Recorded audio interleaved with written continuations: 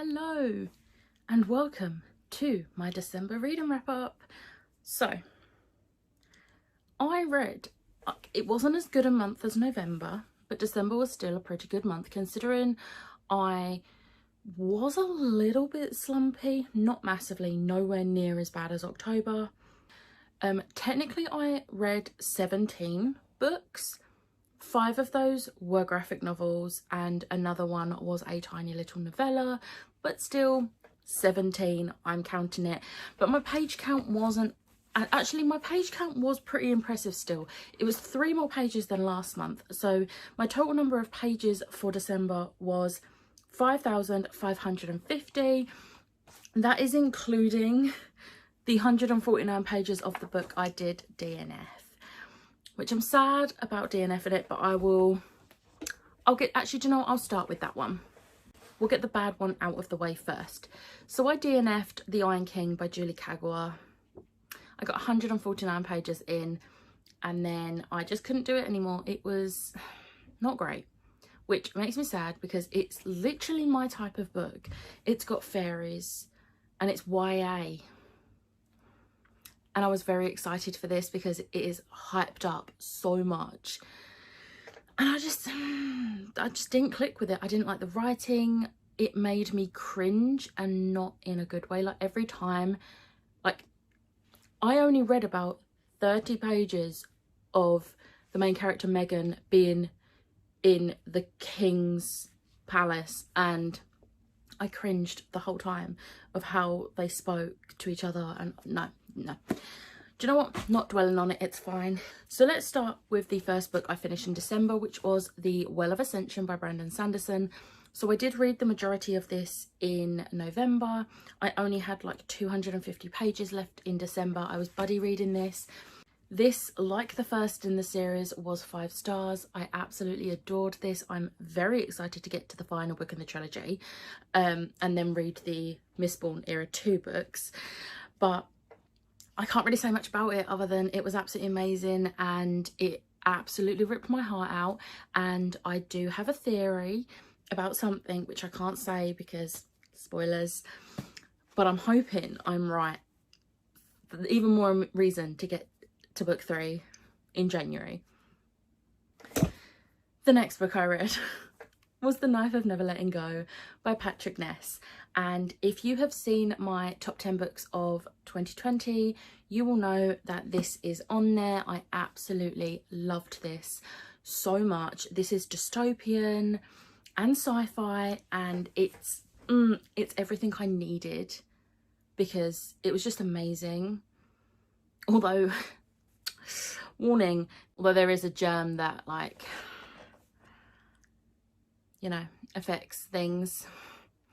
Need I say more? Probably wasn't the best time to read it, but it's fine. It's fine. I loved it. I was hooked and I couldn't stop and I am buzzing to get the other books in the series. If you haven't guessed, this was also 5 stars. Next up was Percy Jackson and the Last Olympian by Rick Riordan. This is it. I finished the Percy Jackson series. This is one good thing that came out of 2020. I finally read Percy Jackson. This series was amazing. This was also 5 stars. December was a quality month as well as a quantity month. Like, I know I had a DNF, but apart from the DNF, everything was 4 or 5 stars, and this was 5 stars. So this was such a perfect ending. Obviously, I cannot say anything about this because it's the 5th book in the series, but I absolutely loved how the series was wrapped up and I'm very excited to get to the other series in the Percy Jackson world, which I don't own yet, but I will. But yeah, I absolutely loved this. Perfect ending. I love the characters with my entire being and yes.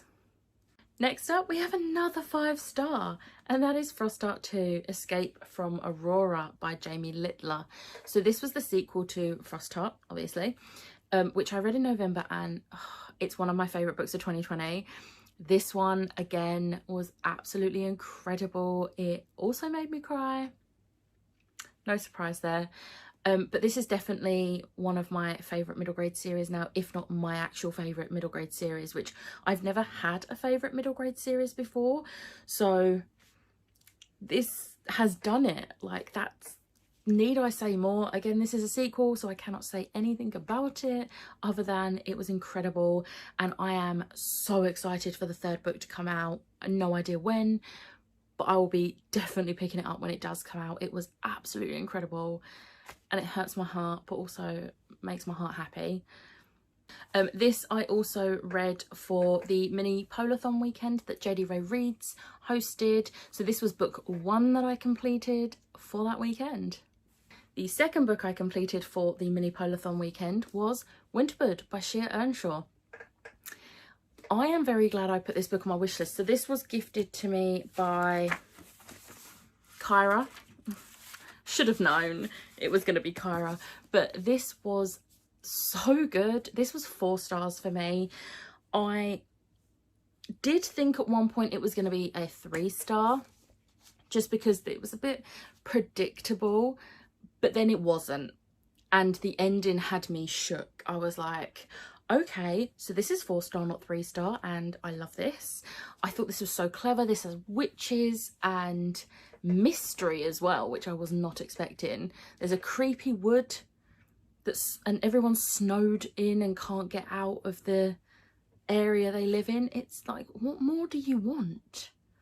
Like, seriously, what more do you want? Like, I can't say anything more. This was amazing and I loved this. But Shea Ernshaw has this beautiful way of writing. Like, I loved The Wicked Deep that she wrote and loved this as well. So she's clearly my sort of author. And then the third and final book I read for Mini Polathon was The Miracle on Ebenezer Street by Catherine Doyle. This was adorable. So I gave this 4 out of 5 stars as well. And it was just so wholesome and lovely. So the main character, George, his mum dies on Christmas Eve 3 years before this takes place. And his dad decides that they're not doing Christmas. He bans Christmas from the house and from George, and 3 years has passed and George wants Christmas back, and he finds these miracles and basically has to make his dad believe in Christmas again. And it is so wholesome and lovely and magical and whimsical, and it was so lovely, and again had me crying. But then Christmas Carol is one of those stories that does have you crying if you're an emotional person like me. So yeah, this was so good. Next up we had A Court of Thorns and Roses by Sarah J Maas. This was a reread for me, so if you watched my TBR video for December or my vlogs in December, you'll know that me and Liv have been rereading these, and this was the start, obviously. It's both of ours, one of our favourite series, so rereading it with her has been so much fun. Although, so we all know that we're not supposed to fall for Tamlin, and the first time you read it you can sort of like understand not knowing what's going to happen and falling for him. I've read this before and I still started falling for him again, but I came to my senses at the end of this book. So the first time I read them I didn't come to my senses and notice the red flags with Tamlin until the beginning of Akamath, but this time round I did start seeing the red flags. Well, I saw the red flags from the beginning, but it didn't stop me starting to fall for him again. But then I did come to my senses near the end of this book, so the world was set right again. But this was amazing. This is always going to be a 5-star read for me. Absolutely love it. And yeah, I know I loved noticing little bits this time around reading it that obviously I wouldn't have noticed on my first read, because, you know, I didn't know what was going to happen in later books. But now that I do, seeing little things like the first time Feyre and Rhysand meet was just perfect. Next up is another Sarah J Maas book, and that is House of Earth and Blood. Why did I wait so long to read this? That is my question to myself. This was amazing. This was 5 stars, and this was also on my top 10 books of 2020. Absolutely amazing. This, the only issue I had with this was that there is one thing that I thought would happen and it didn't happen, and it really disappointed me, and it frustrated me to the point that this was knocked down to the number 2 spot in my top 10 because of that one thing that I thought was missing. But I'm excited for the second book, and this story is incredible. She just has a way of writing, and obviously with ACOTAR and Throne of Glass, it's only really Fae and then shifters, but in this we have Fae, we have werewolves, general shifters, vampires, witches, angels, we have everything. And we have mer people, like they're not a huge part of this, but they're still in it. And I was like, oh, this is everything I want from a paranormal fantasy, like, yes. So yeah, this was amazing and 5 stars, and I am so excited for the rest of the series to be released because I will devour it and I will not put it off like I did with this one. Next up, and we have the third and final book of the Sarah J Maas on this wrap up, and that is A Court of Mist and Fury. Obviously, again, reread with Liv.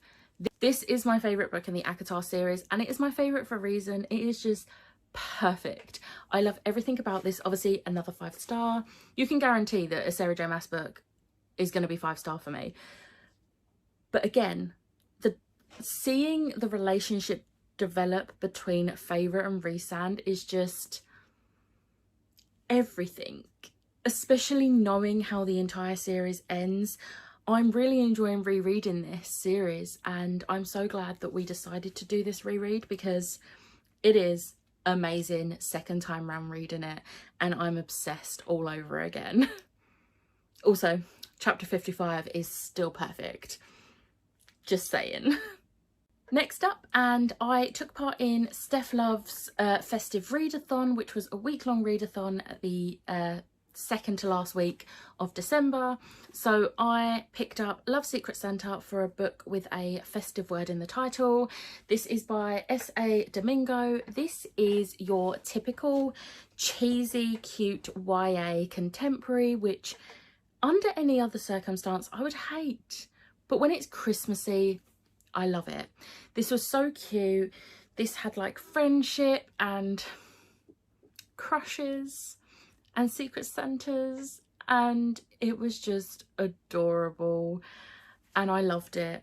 And I'm very excited to read the other book by this author, because they have another book out which is called Love on the Main Stage, and it's set in a music festival. So even though it's not going to be Christmassy, I definitely think I will like it, even though it is cute, cheesy YA contemporary.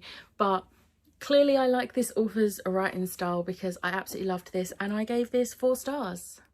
Next up was Serpent and Dove by Shelby Mahurin, which was for the prompt to read a book with red, green and or gold on the cover. And again, this is another book that I put off reading for so long, and I don't know why. This was 5 stars. This did not quite make my top 10 of the year. However, it did get an honourable mention in that video because it was so close to making the top 10. I'm obsessed with this. I'm so glad I finally read this. This is literally a witch and a witch hunter are forced into an arranged marriage. Like, you know what's gonna happen. And oh my god, it was so good. I loved it. The sexual tension between the 2 characters, just, this author knows how to write it. It was so good. I absolutely loved it.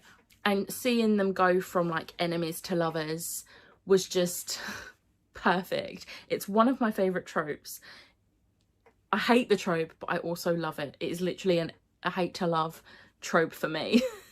But I absolutely love this, 5 stars, and I'm very excited to read the sequel, which I do actually own. Next up we have This Winter by Alice Oseman, which was for the prompt to read a book under 300 pages. This is like 102 pages, but it also has very big writing, and it has text conversations and illustrations. And this I gave 4 stars. This is set on Christmas Day, and it is set into 3 parts from the 3 siblings. So you have Tori, Charlie and Oliver Spring. So if you've read the Heartstopper graphic novels, you will know who Charlie is. And obviously Tori is his older sister, and then Oliver is his younger brother. And it is set, one part is set from the perspective of Tori, one from Charlie and one from Oliver. And it's just a little story about a Christmas day where the Spring family are coming to terms and trying to work with Charlie on his eating disorder and his mental health in general. So obviously trigger warnings, check them for this.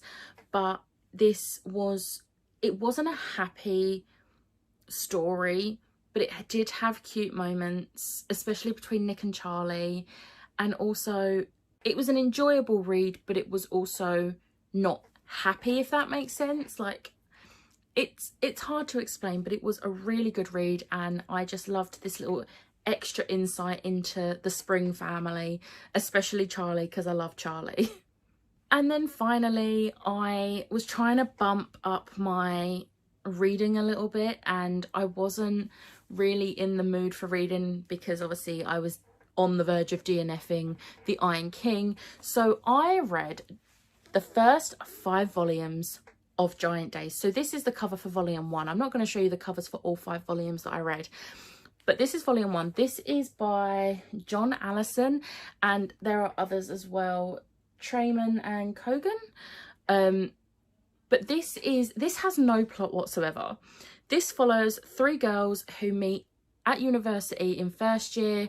They live in the same dorm, and it's literally just their lives in university. And the first 5 volumes is their first year at university, and then at the end of volume 5 they are just about to start their second year, and I'm guessing it just carries on from there. And it's just so lovely. It's a nice escape if you're struggling with reading, like focusing on a storyline, then this is perfect, because you don't have to take in any world building, you don't really have to take in any storyline. It is literally just little snippets of these 3 characters' lives, and I absolutely loved it. I've given all 5 volumes so far 4 stars each, because obviously I don't feel I can give it 5 stars because there isn't that plot to it, so that is missing from it. But at the same time, it doesn't need it, if that makes sense. It probably doesn't make sense,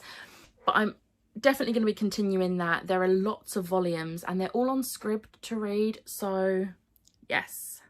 So that was my December TBR. I am very happy with my December TBR. Part of me wanted to try and hit 200 books before the end of December. 200 books for the year, not the month, obviously. And that's another reason I started reading the Giant Days volumes, because I thought, oh, maybe. But no, it didn't happen, and that's absolutely fine. I still ended up finishing 2020 on 181 books, which is just amazing. One of those was actually a fanfic, because I've been reading a lot of fanfics, and I'm really sad that I can't count more of them towards my goal. But one in particular is on Goodreads. And I read it throughout November and December, and it's called Tactical Surrender, and it's really good. It's a Kylo Ren and Rey Skywalker fanfic. So if you want that, go onto AO3 and check it out. It's so good. There are warnings, obviously, and there is a hell of a lot of smut in it. So if that's not your thing, then don't bother reading it. But it's called Tactical Surrender, and I loved it. I gave it 5 stars on Goodreads, because of course I did, but I've not technically put that on my wrap up, so we're just going to leave that. But I just wanted to give that an honourable mention because that was so good. It's like 23 chapters, so it's a pretty long thing, so I could justify adding it. But yeah, so that was my wrap up. I'm very happy with this. Like, this was a good end to the year, even if I did almost end the year on a DNF. However, loved all of these, and I'm excited to continue series and everything like that. So if you have read any of these books and you have also loved them, let me know. If you've not liked any of them, also let me know. I know there are a few on here that people haven't particularly liked, but I love them, so we're good. But yeah, I hope you liked this video. If you did, hit the like button, hit the subscribe button, and I will see you next time. Bye.